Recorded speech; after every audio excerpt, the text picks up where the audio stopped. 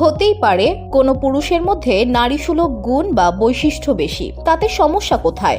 আমার তো কোনো সমস্যা হয় না। উদাহরণ হিসেবে মনে পড়ছে ঋতুপর্ণ ঘোষের কথা। গতকাল শনিবার নারী দিবস উপলক্ষে একটি গণমাধ্যমে জানালেন তার মনের কথা। নারী মানেই দেহ সর্বস্ব নয়, তাদের মধ্যে বুদ্ধিমত্তাও রয়েছে। এটা বোঝাতে আর কত যুগ কেটে যাবে বলে জানান টলিউডের বর্ষিয়ান অভিনেত্রী ঋতুপর্ণা সেনগুপ্ত। ঋতুপর্ণা বলেছেন, নারীদের লড়াইয়ের কোনো আদি অন্ত নেই, লড়াই চলতেই থাকে এবং এর কোনো বিকল্প নেই। আমার জীবনে ধারাবাহিকভাবে চলে আসছে লড়াই। এই জায়গা থেকে আমার উপলব্ধি, লড়াই আর লড়াইয়ের ক্ষমতা নিয়েই বুঝি নারী জন্মেছে।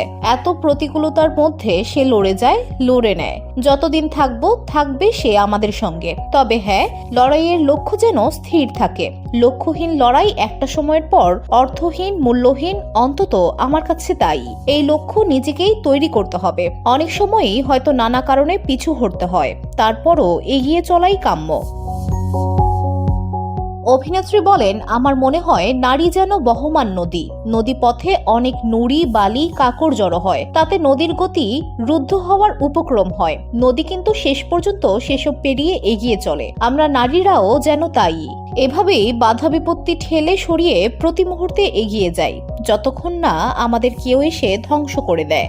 যদিও নারীকে ধ্বংস করা এত সহজ নয়। ধুলো, ময়লা ও ক্ষতিকর ধূলিকণা থেকে নিমিষেই মুক্তি দেয় চৌধুরী এয়ার পিউরিফায়ার। এর শক্তিশালী সাকশন ঘরের কোনায় কোনায় লুকিয়ে থাকা সকল ধুলা টেনে ফিল্টার করে এবং বের করে আনে নির্মল ও স্বাস্থ্যকর হাওয়া। অভিনেত্রী বলেন, হ্যাঁ, আমাদের পেশায় এখনো নায়করাই এগিয়ে। উপার্জন, সম্মান, যশ, খ্যাতি, প্রতিপত্তি সব দিক থেকে। ইদানিং কখনো কখনো নায়িকা বেশি পারিশ্রমিক পেয়ে থাকেন, সেটা যদিও খুবই কম ঘটে। এখন আগের তুলনায় নারী কেন্দ্রিক ছবিও বেশি তৈরি হচ্ছে। সেসব ছবিতে কাজ করে উপার্জনের ক্ষেত্রে হয়তো নায়িকা এগিয়ে থাকেন, কিন্তু তার সংখ্যাও খুবই কম। যেদিন নায়ক নায়িকা উভয়ই সমান গুরুত্ব পাবেন, একমাত্র সেদিন এ সমস্যা মিটবে।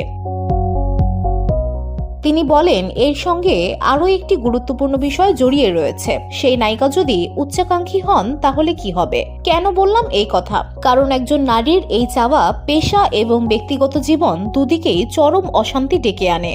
আশা ভোসলেজিও এই মত সমর্থন করে একসময় বলেছিলেন, এই মানসিকতার মেয়েদের সংসার করা উচিত নয়। মেয়েদের উচ্চাশা এখনো পরিবার, সমাজ এবং পুরুষ মেনে নিতে পারে না। নারীদের উচ্চাকাঙ্ক্ষী হওয়াতে আমি দোষের কিছু দেখি না। উঁচুতে উঠতে কে না চায়?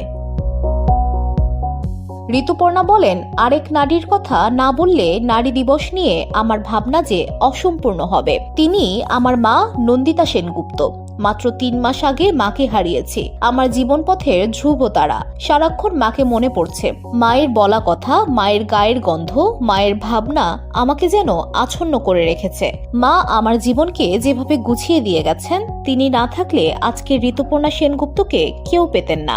মায়ের কথা বলতে বসলেই ইদানিং চোখ ভিজে যায়। মা হারানো কি যন্ত্রণা বোঝাই বলো কেমন করে। VOD Bangla news desk.